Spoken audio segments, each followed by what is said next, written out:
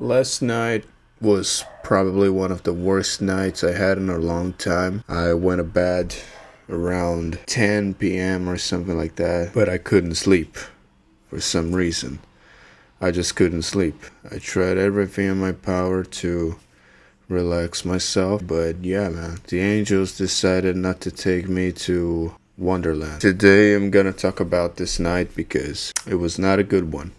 Not a good one, not by a long shot. First things first, when I finally got to sleep this night, 2 in the morning, right? I dreamt 3 times. I dreamt and then I woke up 3 times. And those dreams were what I dislike to call cruel dreams. Now, cruel dreams is something that I basically, I do get sometimes since, in the last 5 years or something like that.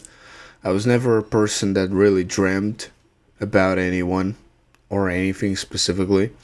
All my dreams and nightmares was always, nonsense. It was fiction. It was never about something based in reality. It was never about something that could really touch me, right? Could really impact me in any way. But 5 years, I feel like, 4 to 5 years ago I started having these dreams that were so real and had real people in it and things that look so real that I call those cruel dreams, because when I wake up from a cruel dream I often feel miserable because those dreams really affect me.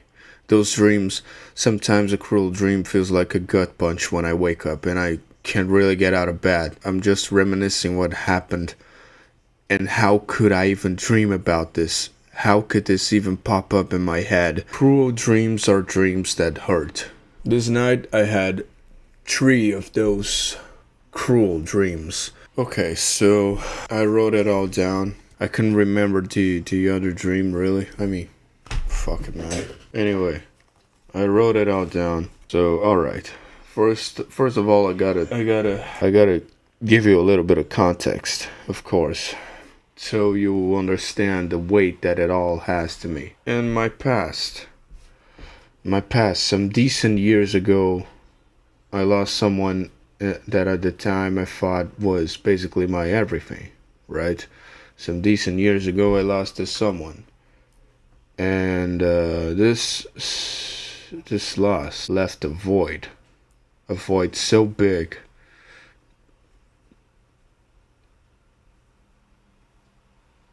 It was bad. It was bad. It was it was bad. But anyway, and then yesterday was like, I thought about this. I thought about this a lot. I thought about that person a lot, right? It was almost like I spent the day talking to this person, right? And yeah, it was fucking, man. Fuck it. We gotta take things as they are, right? As ugly as it all is. As ugly as it all is. We gotta take this. We gotta take responsibility for everything, right? So yeah, I lost this person yesterday. She's still alive and well. Oh yeah, and it's a she.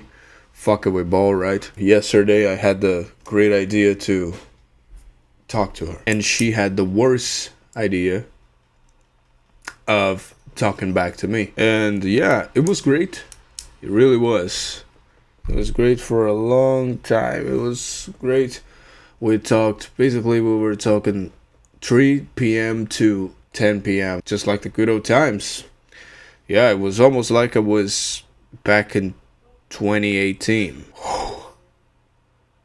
Almost 10 years. Anyway, time, right? I had the great idea to talk to her. She had the greater idea of talking to me, and it was kind of great until we got to a point later in the night where the conversation went quite deeply, and we were talking about personal things, emotions, and actions and shit. Try to see through the screen, right? I felt like it was a subject that she doesn't really like to talk that much. That is, tend to this side of life, to this side of things, to this strains of thought and actions, and how you feel about certain things and how you feel about the past and all of that. So yeah, it all came back to, talking about how you deal with the past and how you deal with yourself, which is conversation that she never really liked to have. It was things that she never really enjoyed thinking about. And I'll tell you what, I should have seen it sooner. Should have seen it coming though. I know her pretty well. She might not think of it that way, but I do know her pretty well, just like she knows me quite well. Which is why when we talked about these, it was like some old candlelight revealed itself on a shadow, and this candlelight, it resembled pretty much all of the horrid, terrible conversations we had some years ago, right? The trauma made me a very introspect person. Should have seen it coming, man. That shit did not ended like I wanted to end the conversation it is, but it doesn't matter really. What matters is the aftermath. As I told you in the beginning of the video, I couldn't really sleep. I wonder why. I don't know really. What did I do wrong, man? I tried to sleep in the right schedule, but I couldn't. Anyway, I tried to make the schedule, but I couldn't. And getting sidetracked here. That was a motto I was living by throughout the conversation. I was like, don't overplay your part. Man, I felt the same chemistry of years ago. I'll tell you what. Just as I told you, it was like it was 2018, 2019 all over again. And the aftermath, man, it crushed my legs, man. It wasn't cool, man. It was not cool. Not cool at all. So the first cruel dream I had was, let me check that shit just so I won't lie to you. So basically, she was in those dreams, all of them. She played a big part in those. The first one, I was in an old house of mine, a house that I used to live when I was a kid, when I had, my 8 to 10 years, right? I lived in that house. So basically, for some reason, the house was full, right? There was so many people I know inside the house. There was my sister, my older sister, that stepbrother I had once that spent years of my life, bullying me. I think that's the word. My cousin was there as well. When we were kids, he also was kind of a prick. Nowadays, he's completely changed. We're like brothers now, but yeah, man, when we were kids, he just bullied me as well and fucking with ball, right? I didn't have any better friendships, so I didn't have any other kids to play with. My older sister as well, when I was a child, she loved me, right? She still loves me to a degree, but was always playing with me. My grandma tell me stories about how my older sister wouldn't want to go out to play because she wanted to take care of me, which is sweet. But once she made 15 forward, and in her 15s to forward, I became a bore to her or something like that. I was a child. We know how child can be annoying, right?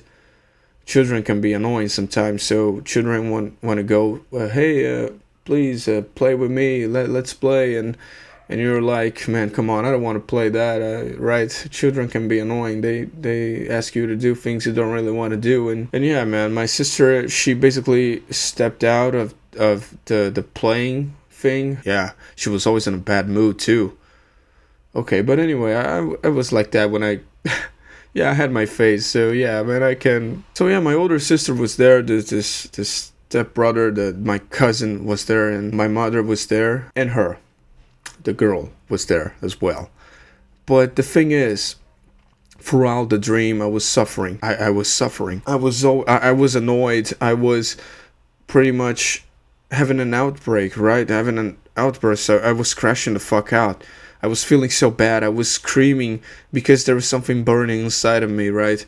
I felt burning. I was screaming. I would scream for help like a madman. I would scream like... I would feel it burn so much that I would scream inside my room, right? Of course, I didn't really want to scream in front of anybody, so yeah, man, I would go to my room to scream. But yeah, I think I figured everyone could hear that, right? So the dream was symbolic because I was screaming for help, and no one bothered to. No one bothered to, no one cared. And those were pretty much people that I looked up my whole life, right? When I was a kid, my sister would play with me, so she would be my greatest company. And then when she made 15, she turned 15. We're not playing. We're not playing anymore. We're not playing anymore. And then there's my cousin. My cousin always had those sick video games and that I didn't have, and he always had a video game, and I didn't have it, and I always loved video games. So I would pray that weekend comes, that weekend would arrive, and he would call me to play video games in his house. But of course that didn't really happen very often, right? And wherever wherever he would call me to play video games in his house, it was pretty much just for me to watch him play. He wouldn't let me play. He was kind of bipolar, really. Sometimes he would make fun of me, and then we would play together and have a good time, and then I would just sit and watch him play, and then we would play with his toys, and it would be a good time. But yeah, man, he was also a prick sometimes. Yeah, man, it was rare the occasions in which he called me to his house. And then there's my stepbrother, which I thought would be a great company. I thought it would be great. Now I think I finally get someone to play, right? Someone to play with me. And we would play. We had something we liked to play. It was pretty much role play. We would, role play about, being the characters that we loved and shit, and we would, make a plot for everything, and man, that was so fucking cool, man. That was so fucking cool. But again, he pretty much made fun of me every single fucking time. He knew I wasn't this kind of kid. Because the thing is, there's kids that, grow up in some places in which you're often in the streets and you talk to other kids, and kids can be cruel. So kids make fun of each other all the time, and you learn how to make fun of other children. But I didn't live. That wasn't my reality. My reality was my whole family, mother's part. My whole family lived in the same street, so we would always play with each other on the street. We were always playing with each other, and we were family. So it was family playing with family. Family don't make fun of one another, not in an unhealthy way. So that wasn't my reality. And he came here to my house, pretty much being mean to me all the fucking time and bullying me, and and I would feel so bad because I just wanted to play with him. I just wanted it to have a good time, right? And he would beat me into submission. Right? I remember there was a time I fought back. We were in the beach, and he told me something mean when we were far away in the water, and we were alone. He told me something mean, and I was a kid, but I called in a son of a bitch. He took that personally, right? He was like, "You're talking about my mother?" And he punched me in the face. Like, brother.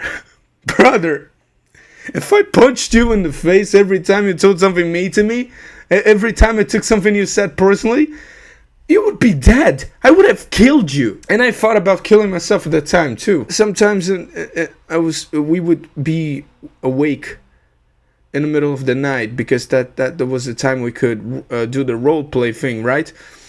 And he would still be mean to me, and of course, he made me laugh so much, man. He was a funny guy. He had some qualities. But he punched me in the fucking face, that motherfucker. That's past, right? I don't really think about it on a day-to-day basis. But yeah, that was... Anyway, the cruel dream. Man, I got side-fucking tracked. So, my sister was there. My cousin was there. My stepbrother was there. Now that I'm thinking about it, those were people that I looked up when I was a kid. I looked up to them. I was looking for them I was looking, I don't know, for love, for acceptance, maybe.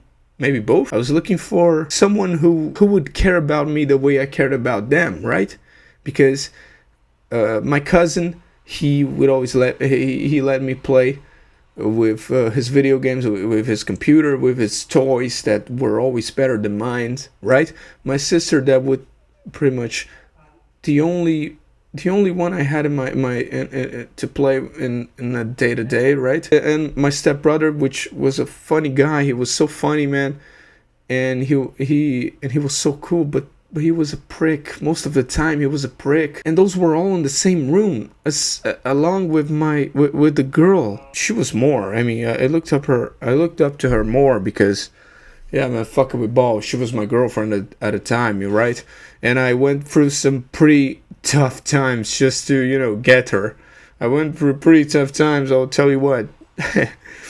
I battled some fucking demons to get her. Right? The rejection I suffered from my sister, the humiliation I went through because of my stepbrother and my cousin, all of that made me into an embittered man. Right? I became so fucking embittered. I began, it made me develop a taste to inflict pain in others, right? I was always a clown, right? I always liked I always loved making people laugh. I always loved it. I love to this day making people laugh brings me joy. But man, there's times I just want to say mean things, and I just want to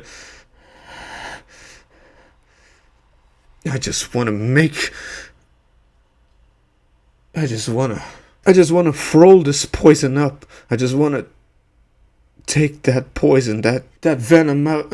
I just want to take that out of me. I just want to take that out of my insides. And yeah, man, I became such a vengeful madman that, I got her and I basically was a prick. I was a prick to her.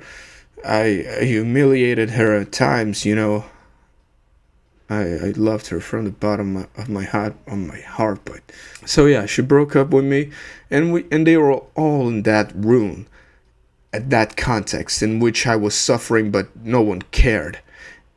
I feel like, and then there was these other shot when I looked myself in the mirror, and I was a kid. All of those people were there, and they were all grown-ups, right? The symbolic thing is, man, that I was suffering. I was screaming like a madman. I was hurting.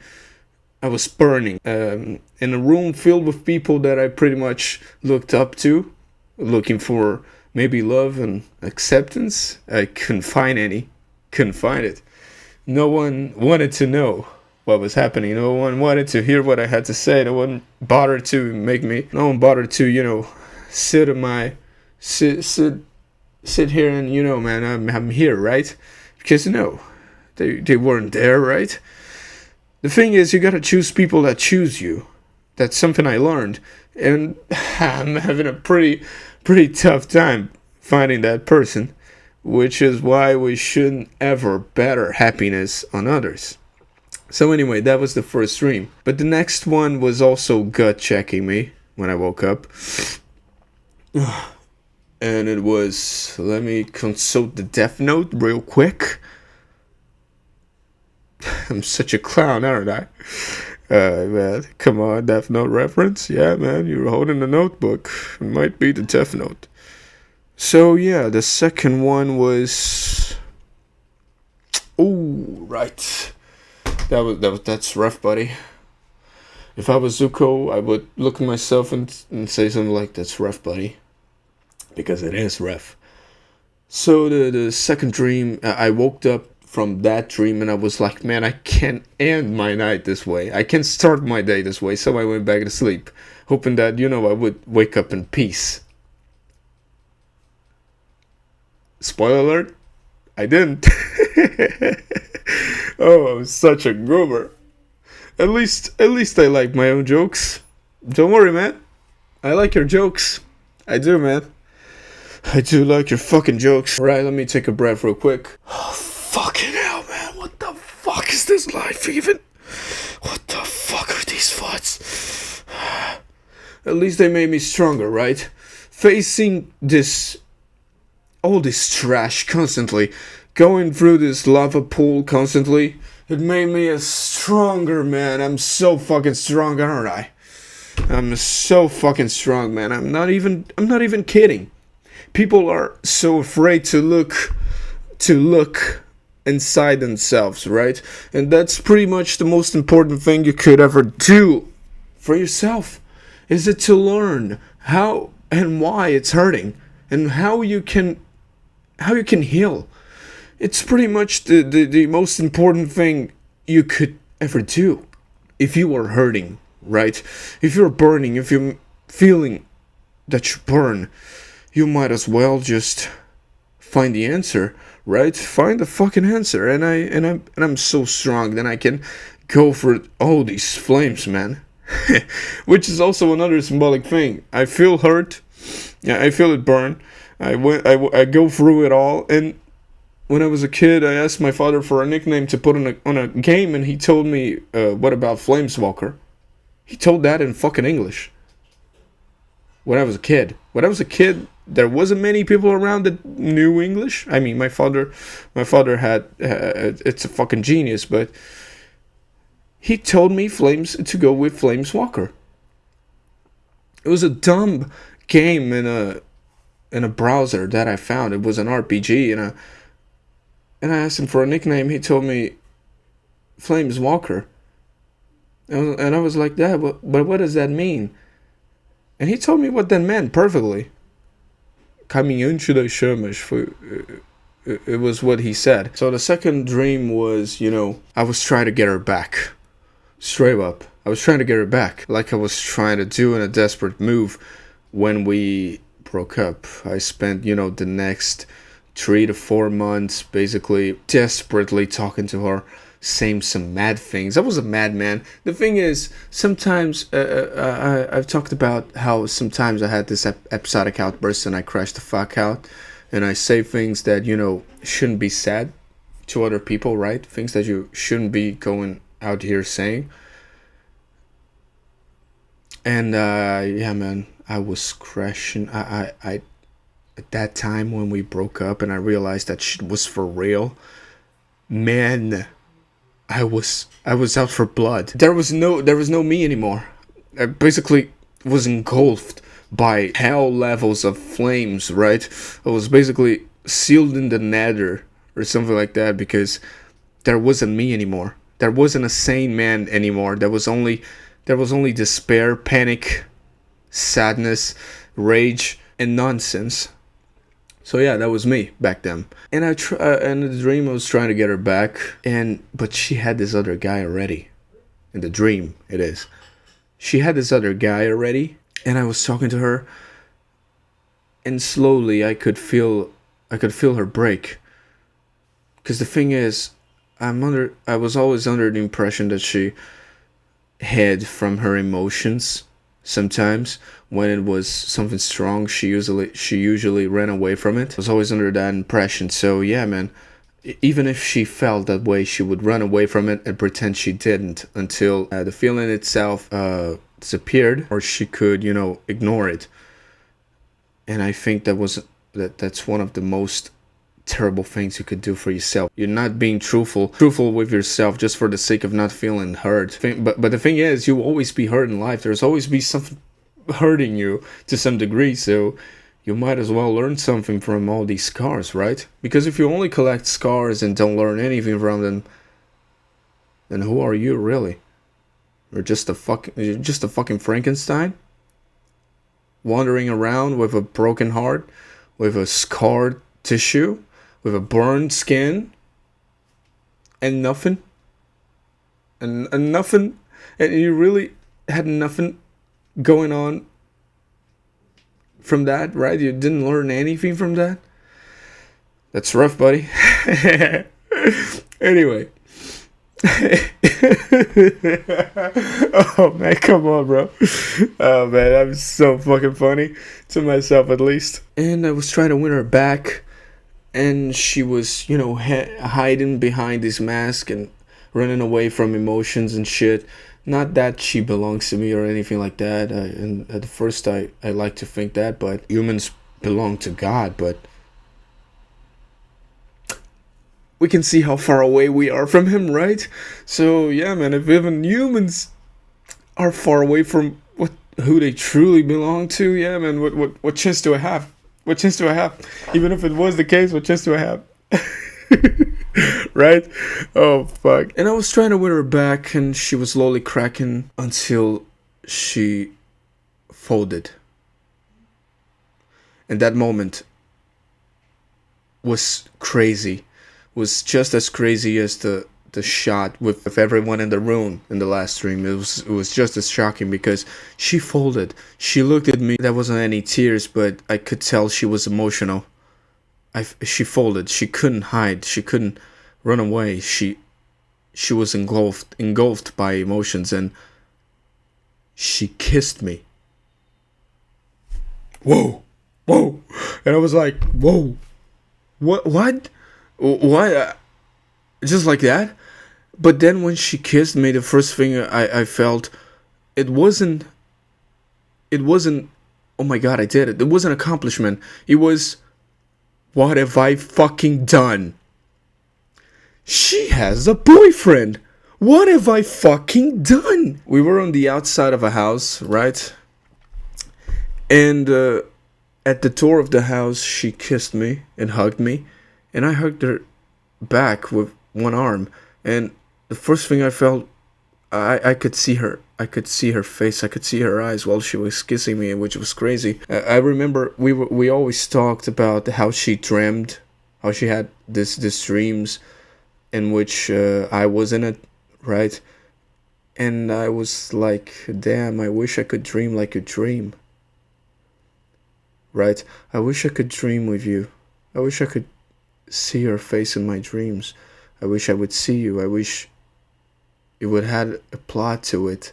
I wish it had meaning, and I wish I could see you vividly. I wish I could wake up and tell you, tonight I had a dream and you wasn't it, and it had a meaning. It had a plot. It wasn't just nonsense. I guess I take that back nowadays, right? I guess I kind of take that back, you know. Please don't show up in my dreams, please. Keep showing up in my dreams. I'll have it trespassed. Anyway, she kissed me, and then I thought, what the fuck have I done? She has a boyfriend. What did I just do? And around the corner, who showed up just as I was trying to shaking her off, right? I thought about that, then I tried stop, and I tried to make her stop. I pushed her back, and I was like, we can do this.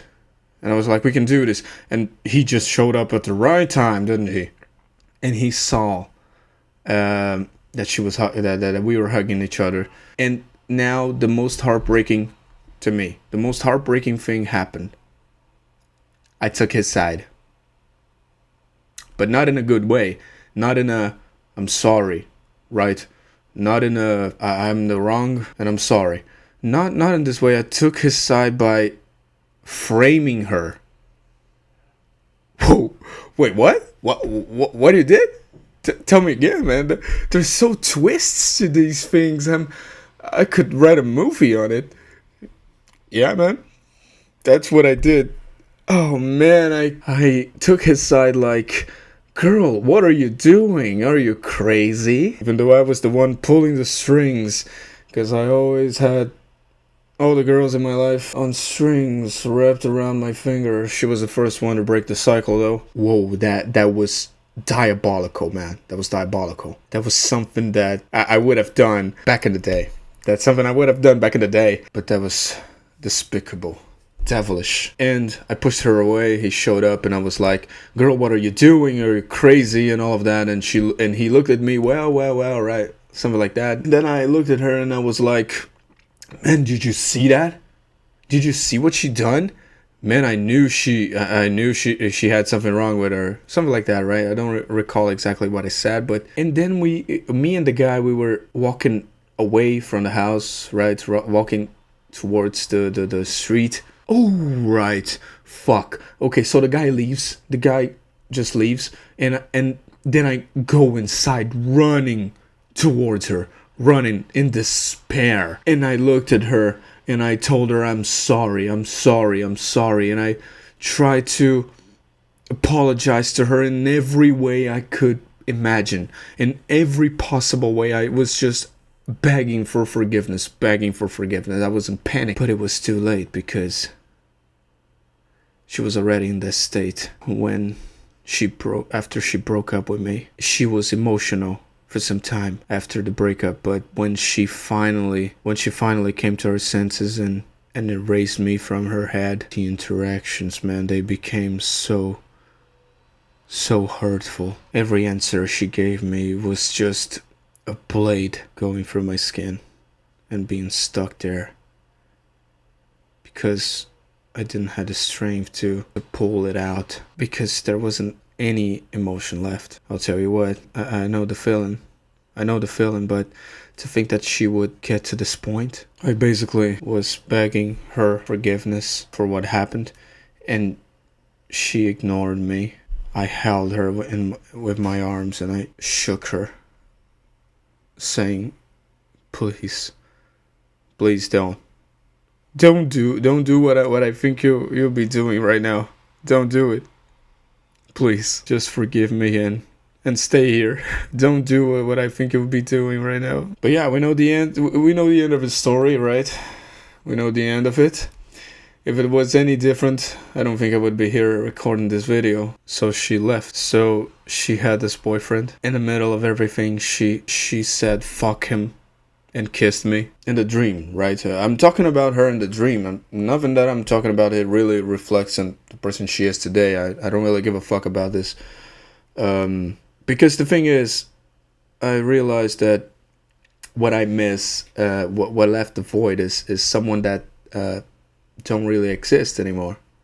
That version of her, she doesn't really exist. Just like the version of me that she broke up with no longer exists. And so I'm talking about the her in the dream. I'm not, romanticizing her or anything like that. I'm romanticizing the symbolism of the dream. I'm talking about my depression. I'm talking about my sadness. I'm talking about all these madness inside of me, right? And then she left. That was it.